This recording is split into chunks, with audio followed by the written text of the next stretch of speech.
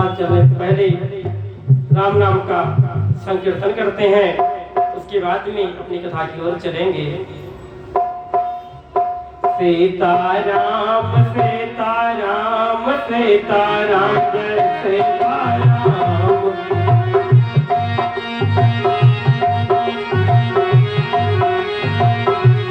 सीताराम सीताराम सीताराम जय सीताराम।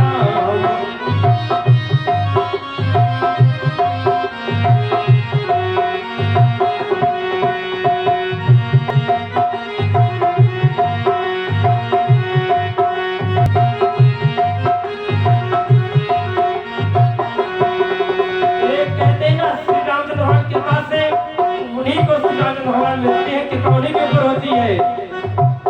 मिल गया यही अवलंबन सबरी को जंगल में।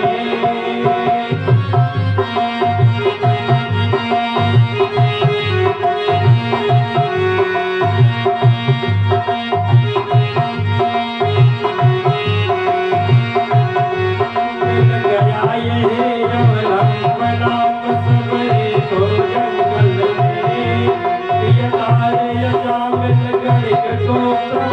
पल भर में किया लाखों का बेड़ा पार, उन्हें पहुंचाया हर की सीताराम सीताराम सीताराम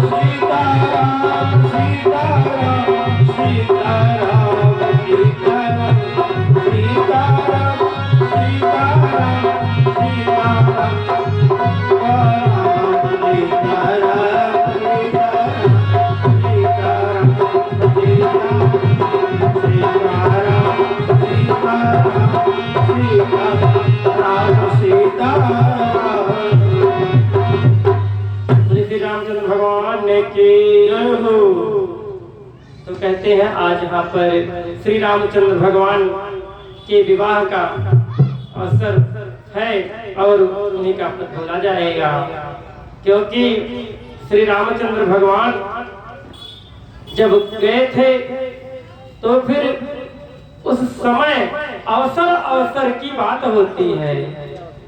अवसर अवसर की बात होती है कि गुरु जी के पूजा के लिए फूल लाने गए थे, तो फिर वहां पर सीता माता भी आ गई थी। कितने ही अवसर से ताता आई,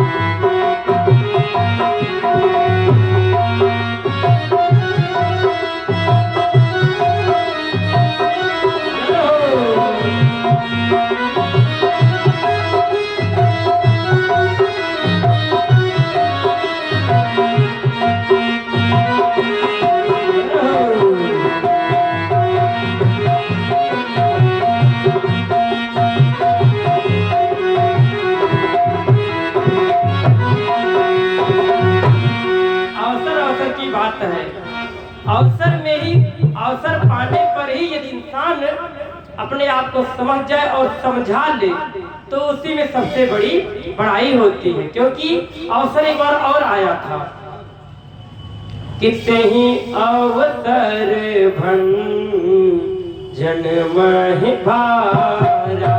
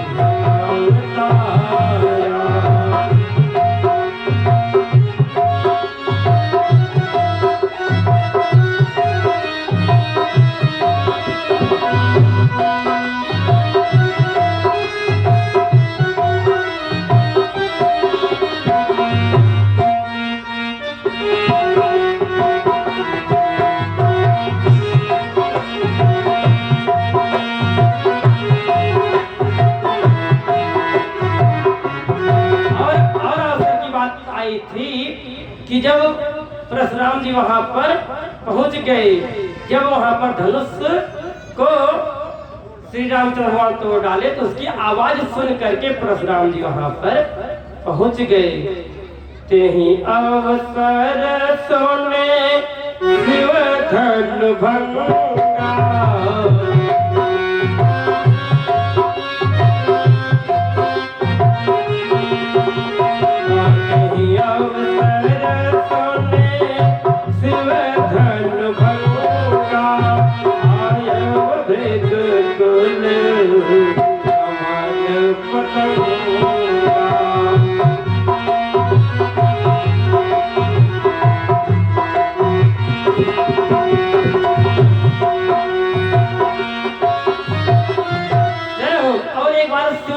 अवसर मिला था तो उन्होंने गिरजा माता से ये बात कहा कि ते समाज गिरजामय रहो, ते समाज गिरजामय रहो, अवसर पाए वचन एक कहो।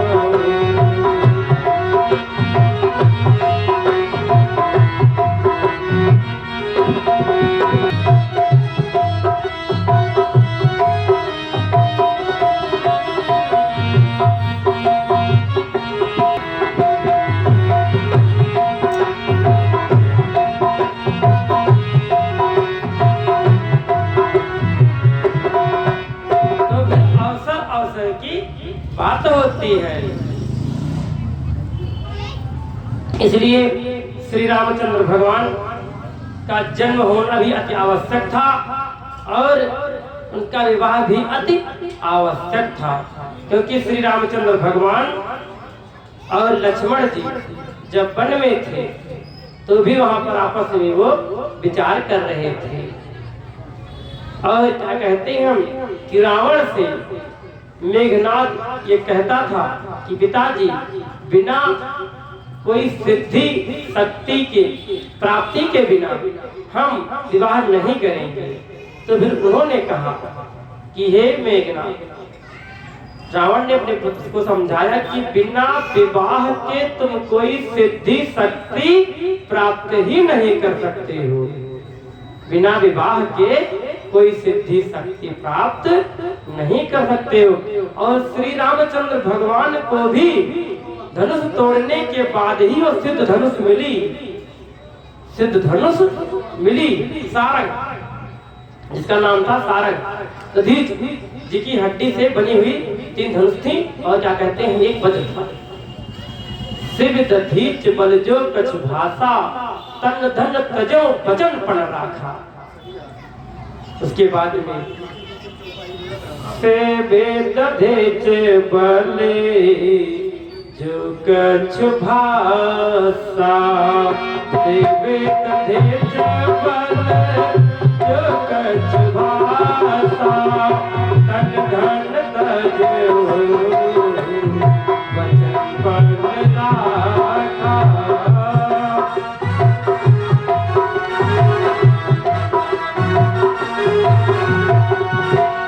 कहते हैं कि शिवी दधीच को जो भी समझ में आया वह उसको किए। महाराज शिवी थे और उसके बाद दधीच थे और बलि थे।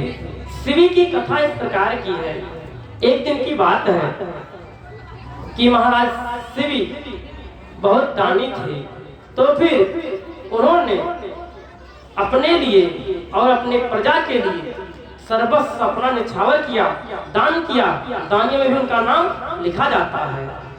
तो फिर धर्म सोचे कि मैं इनकी परीक्षा ले लेता हूँ। तो फिर बोले परीक्षा कैसी होगी?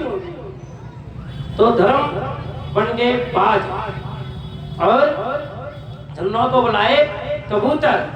तो फिर कबूतर जो था वो भागता हुआ महाराज शिवी के पास पहुंचा और बोला कि महाराज मेरी रक्षा कीजिए, मेरे प्राणों की रक्षा कीजिए, मेरे प्राणों की रक्षा कीजिए।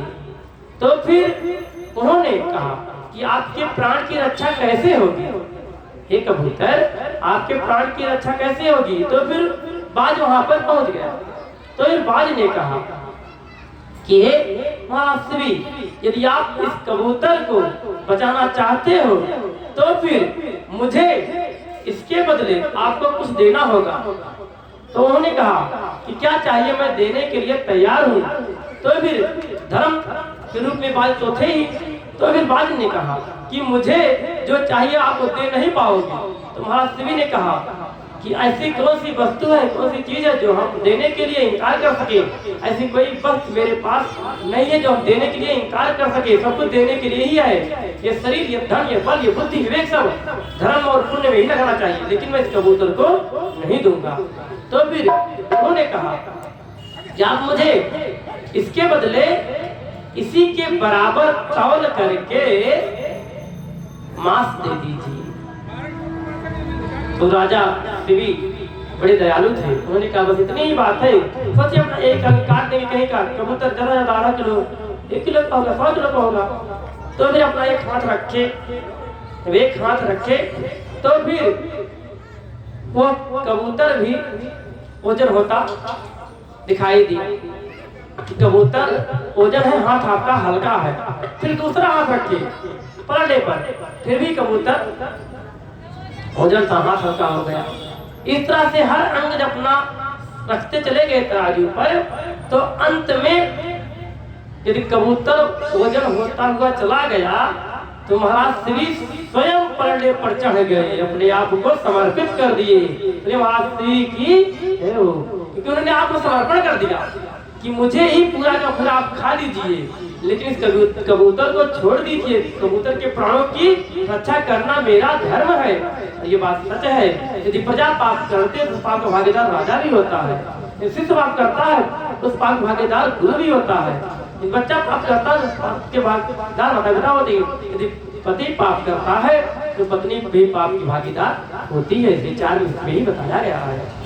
तो फिर इसी तरह से क्या कहते हैं, व्याकुल होकर के एक बार की बात है कि जो है इंद्र के पुत्र जयंत श्री रामचंद्र भगवान की धर्मपत्नी सीता माता के पैर में चोट मार करके भागे थे, तो फिर उन्हें कोई अपने यहाँ आसरा नहीं दे रहा था, इसलिए नारद जी ने उन्हें समझाया और आसरा दिया कि नारद देखा विकल जयंत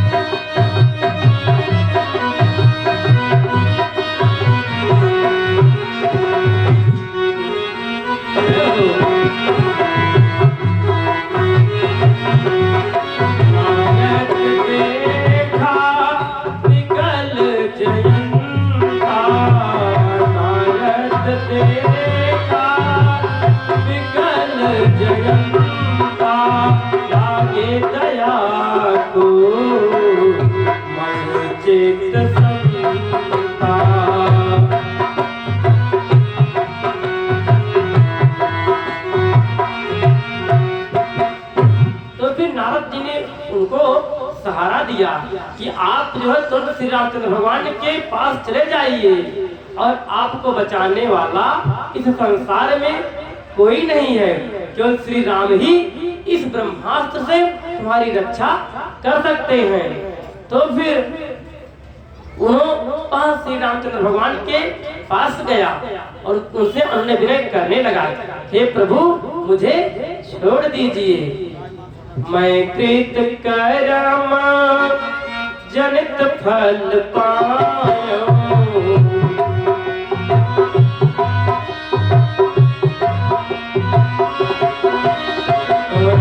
कृत कर्म जन्म फल पायो, अब प्रभु पाहि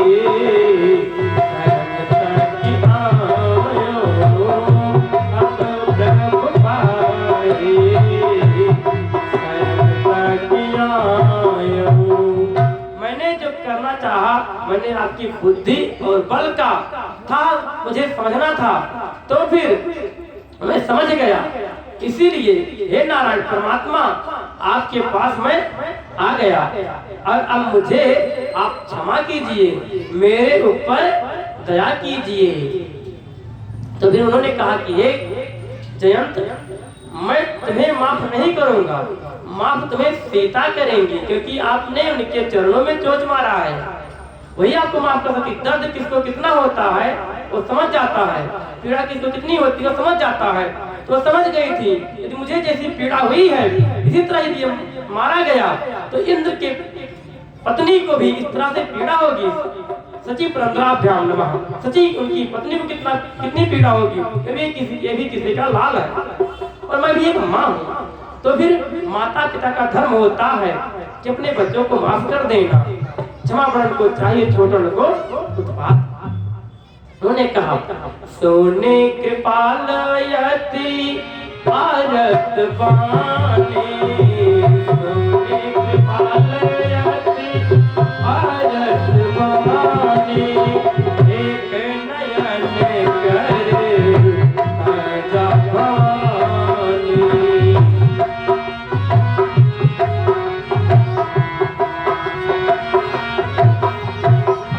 एक नयन करे ताजा पानी।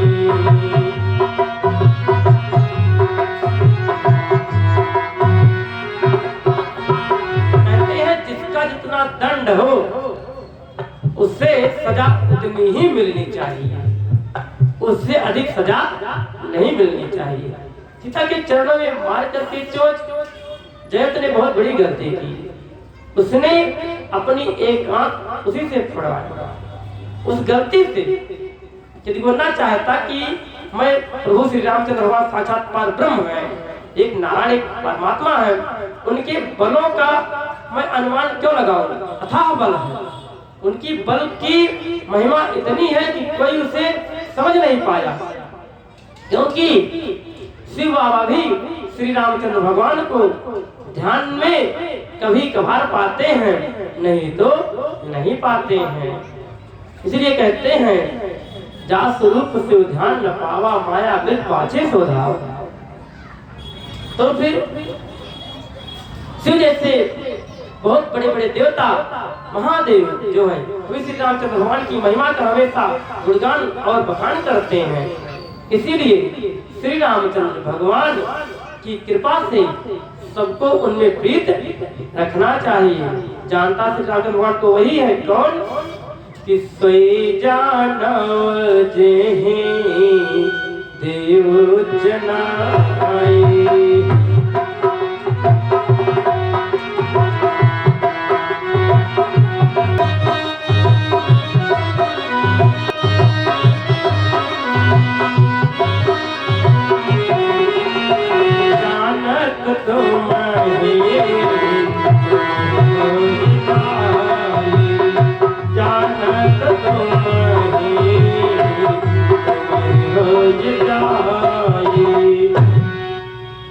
भगवान को ही जानता है जिसको वो जना दे, बाकी उन्हें कोई जान नहीं पाया है, ना उन्हें कोई समझ पाया है।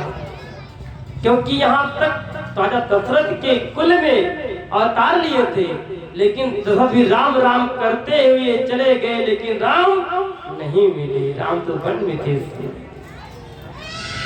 श्री रामचंद्र भगवान दशरथ को भी नहीं मिले। सीता जी को भी उन्होंने निकाला, फिर वह आई, उसके बाद में वो अग्नि में थी, अग्नि से धरती में पड़े, लेकिन श्री रामचंद्र भगवान तब तक अयोध्या में थे, साथ में नहीं गए। लक्ष्मण को उन्होंने भी जब समाधि दिला दी, लेकिन गए हैं तो मेरे परमात्मा पार ब्रह्म अकेले गए।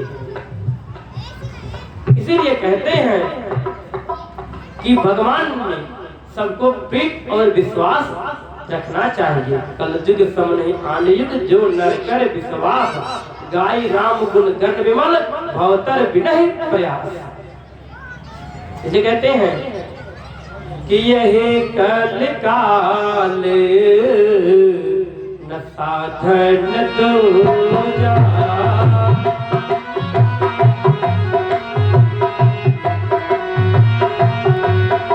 यही कल काल न साधन दूजा, यही कल काल न साधन दूजा। योग जग जप तप व्रत पूजा,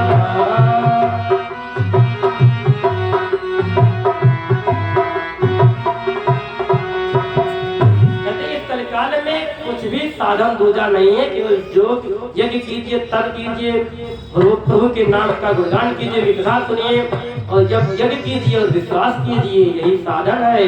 बाकी और कोई साधन इस कलिकाल में नहीं है। कहते हैं कि कल युग के